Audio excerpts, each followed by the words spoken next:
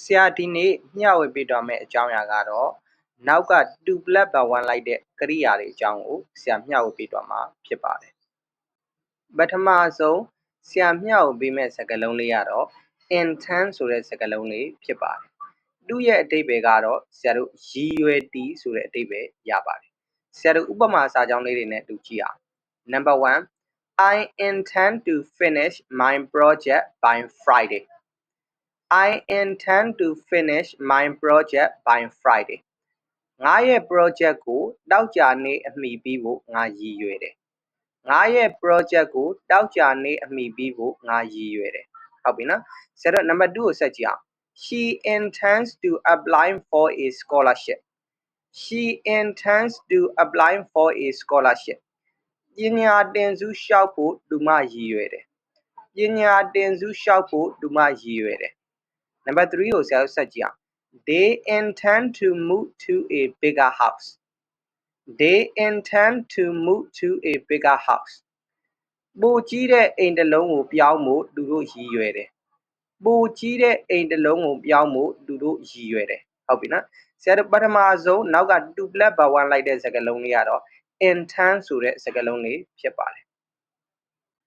ဒုတိယတစ်ခုဆရာမျှဝေပေးခြင်းတဲ့စကားလုံးလေးကတော့promise ဆိုတဲ့စကားလုံးလေးဖြစ်ပါတယ်ဟုတ်ပြီနော်ဆရာတို့ promise ရဲ့အဓိပ္ပာယ်ကတော့ကတိပေးတည်ပေါ့ဟုတ်ပြီနော်ဆရာတို့ဥပမာစာကြောင်းလေးတွေနဲ့တူကြည့်အောင် I promise to come here tomorrow I promise to come here tomorrow မနက်ဖြန်ဒီကိုလာဖို့ငါကတိပေးတယ်မနက်ဖြန်ဒီကိုလာဖို့ငါကတိပေးတယ်ဆရာတို့ number 2ကိုဆက်ကြည့်အောင် I can't promise to come here tomorrow I can't promise to come here tomorrow မနက်ဖြန်ဒီကိုလာဖို့ငါကတိမပေးနိုင်ဘူးမနက်ဖြန်ဒီကိုလာဖို့ငါကတိမပေးနိုင်ဘူး So number 3ကိုဆက်ကြည့်အောင် They promised to arrive on time They promised to arrive on time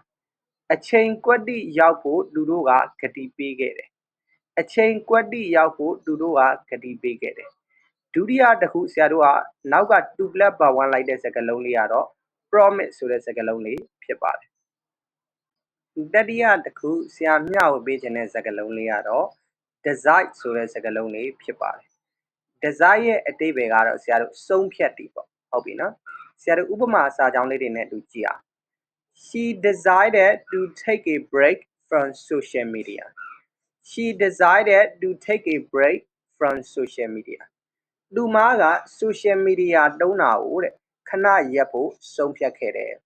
သူမက social media တုံးတာကိုခဏရပ်ဖို့ဆုံးဖြတ်ခဲ့တယ်ဆရာတို့ number 2ကိုဆက်ကြည့်အောင်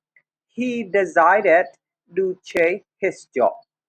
He decided to change his job သူကသူ့ရဲ့အလုပ်ကိုပြောင်းဖို့ဆုံးဖြတ်ခဲ့တယ်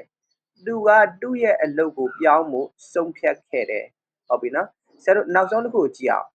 I decided to join a gym this year I decided to join a gym this year ဒီနှစ်ငါဂျင်သွားဖို့ငါဆုံးဖြတ်ခဲ့တယ်ဒီနှစ်ငါဂျင်ကိုသွားဖို့ဆုံးဖြတ်ခဲ့တယ်